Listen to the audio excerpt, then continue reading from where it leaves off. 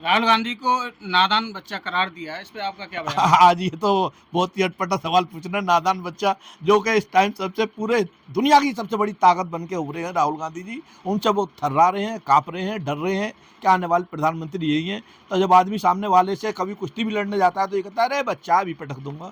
अब वो चीज़ खत्म हो गई है, बौखला गए हैं पूरी तरीके से। भारतीय जनता पार्टी पूरी तरीके से डगमगा गई है, बैसाखियों पे आ गई है सरकार। लेकिन अभी भी ये लोग सुधर नहीं रहे हैं, अभी भी धर्म और जाति की राजनीति कर रहे हैं। आप देखिएगा, आप गठबंधन का प्रत्याशी बहुत अच्छे वोटों से जीतेगा और गठबंधन का प्रत्याशी यहाँ से 100% हमें उम्मीद है कि हमारा कांग्रेस ही होगा।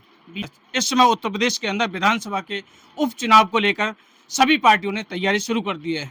अलीगढ़ में खैर क्षेत्र के उपचुनाव को लेकर के क्या तैयारी है, इस समय मेरे पास महानगर अध्यक्ष नवेद खान जी बैठे हुए हैं। मैं सीधा इनके पास लिए चलता हूँ और उनके विचार सुनवाता हूँ। सर, आपका हमारे चैनल में स्वागत है। जी सर। जैसा कि सर आपको पता है कि उपचुनाव को लेकर के इस समय तैयारी चल रही है, विधान यहाँ पर खैर में क्या तैयारी है?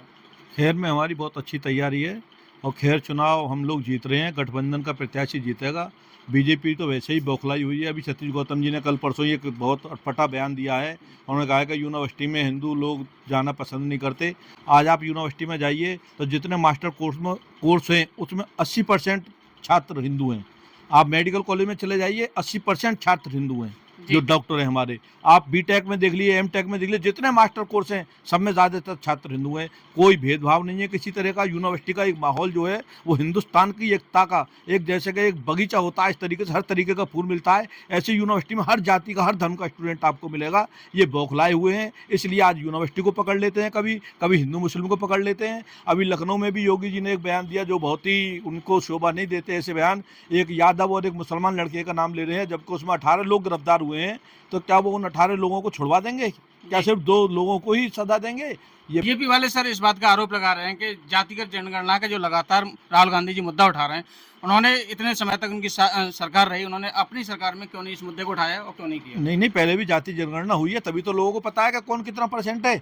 जब से बीजेपी आई है, जब से नहीं हुई इसलिए नहीं पता किसकी कौन कितना परसेंट है, दलित कितना परसेंट है, मुस्लिम कितना परसेंट है और बनिया कितना परसेंट है, पंडित कितना परसेंट है, ये कहाँ पता है? ये तो कांग्रेस की हुकूमत में भी तो पता था कि अब 18% है मुस्लिम। उसके बाद आज तक जनगणना हुई है। दलित 35% आज तक दोबारा जनगणना हुई है। जनगणना कांग्रेस के टाइम में तो होती थी, तभी तो हम लोग कह रहे हैं जनगणना करिए आप, ताकि आपको पता लगे किसके कौन किस धर्म से कितना है, उसको इस बेस से अगर आरक्षण मिल रहा है तो हिसाब से आरक्षण मिल रहे। आपने आरक्षण खत्म कर रहे हो, आप लोगों की पेंशन खत्म कर रहे हो। अब बड़े बूढ़े लोगों को आश्रम में डाला जा रहा है क्योंकि उनकी पेंशन नहीं आ रही, तो उनके बच्चे उनको रख नहीं पा रहे। उनकी पेंशन आती तो बड़े बूढ़ों का एक बच्चे की तरह रख रखाव होता था। बीजेपी सरकार पूरी तरीके से बौखला गई है, कुछ चंद अमीरों को ही चमचागिरी कर कर उन लोगों को आगे बढ़ा रही है। अंबानी अडानी की सरकार है ये। अंबानी अडानी जैसे ही हाथ हटाएंगे पूरी तरीके से ख़त्म हो जाएंगे। अभी भी खरीद फरोख्त चल रही है बराबर। उसके बाद भी आज आप देख रहे हो सिर्फ 2 प्रदेशों के लिए बजट आया है, 2 प्रदेशों को पैसा दिया जा रहा है, क्योंकि वरना तो हमारे नीतीश जी और हमारे भैया सरकार गिरा देंगे। तो इसलिए बीजेपी में कुछ नहीं बचा है।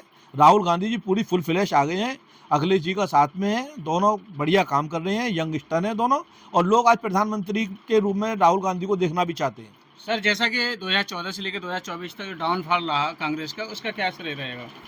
उसका ऐसा है कि इन्होंने लोगों को बरगला दिया। ऐसा है ना, जब कोई जादूगर आता है वो जादू दिखाता है, एक सिक्का उछाला गायब हो गया, दूसरा सिक्का उछाला 3 हो गए, 3 से उछाले 5 हो गए। वो चीज़ जब पब्लिक की समझ में आ जाती है तो वो फिर समझ जाती है, वो पब्लिक खुद ही फिर उछालने लगती है, फिर वो भी समझ जाती है कि 1 से 2 कैसे होते ही। तो पब्लिक अब समझ पाई है।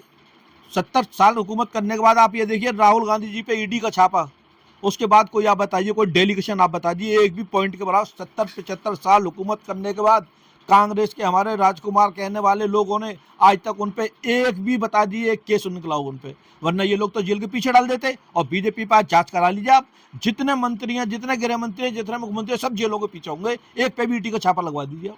राहुल गांधी की इमेज अलग से निखर कर आई है। उन्होंने ये चल के दिखा दिया कि मैं मतलब देखो किस खानदान से हूँ मैं। जो गांधी जी ने पद यात्रा की थी वो राहुल गांधी जी ने पद यात्रा की है। इतनी बड़ी पद यात्रा बीजेपी में कोई नहीं कर सकता, कोई लीडर नहीं कर सकता, कोई कार्यकर्ता नहीं कर सकता, चाहे वो प्रधानमंत्री हो, गृह मंत्री हो, मुख्यमंत्री हो। इस लेवल का नेता अब किसी के पास है नहीं।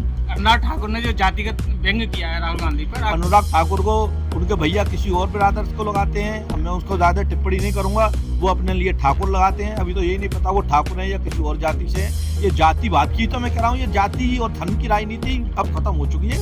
अब उनका बिल्कुल वो डूब गए थे तो उन्होंने टिप्पणी करके अपना नाम लाने के लिए कि जो है गंदी राजनीति, ये सस्ती पॉपुलरिटी कहते हैं ना, सस्ती पॉपुलरिटी, ये लोग वो कर रहे हैं। अब कुछ बचा नहीं है बीजेपी के पास। बीजेपी सिर्फ इसी तरीके के दावे करती रहेगी झूठे, और रिजल्ट आपके सामने है। इससे पहले के भी उपचुनाव के भी आप रिजल्ट देखिएगा, अच्छे चुनाव होंगे और हमारा रिजल्ट बहुत अच्छा आएगा। अब इससे पहले 9 सीटों पर चुनाव हुआ उत्तराखंड वगैरह में, आप देखिए क्या हालत हुई है, 2 सीटें मिली, खेल खत्म हो गया बीजेपी का। और राहुल गांधी जिस ताकत से आगे बढ़ रहे हैं, हुकूमत कांग्रेस की ही बननी है बहुत जल्दी। भारतीय जनता पार्टी की सरकार पूरी तरीके से बैसाखियों पर टिकी हुई है। महीने 2 महीने, हद 6 महीने ये गिर जाएगी, दोबारा इलेक्शन होंगे, और इलेक्शन होंगे तो पूरे बहुमत के साथ गठबंधन की सरकार आएगी।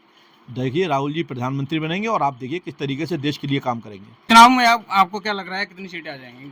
उपचुनाव में हम लोग 1-2 सीट कोई रह जा उपचुनाव पूरा की पूरी सीटें हम जीत रहे हैं, और जो हमारे कांग्रेस के खाते में सीट आई हम उन पर लड़ेंगे, और जो भी उनको मिलेंगी अखिलेश यादव जी को वो उन पर लड़ेंगे, और हम सब लोग मिलकर ताकत से लड़ाएंगे। अगर खैर की सीट अखिलेश यादव जी के भी फाले में जाएगी तब भी हम इतनी ही ताकत से लड़ाएंगे जितनी ताकत से आज खड़े हुए हैं कांग्रेस के साथ। जब तक गठबंधन रहेगा तब तक हम पूरी तरीके से पार्टी के साथ हैं। जो राहुल गांधी जी का हुक्म है उसके हम डंका बजाएंगे, पूरी तरीके से पूरी ताकत लगाएंगे। कांग्रेस का एक एक कार्यकर्ता पूरी तरीके से गठबंधन के साथ है। आपसे अंतिम सवाल रहेगा, राहुल गांधी जी की वजह से कांग्रेस में इतना एकदम सुनामी आई है, एकदम उत्थान आया है, क्या इसकी सकारात्मक प्रोसेस रही है?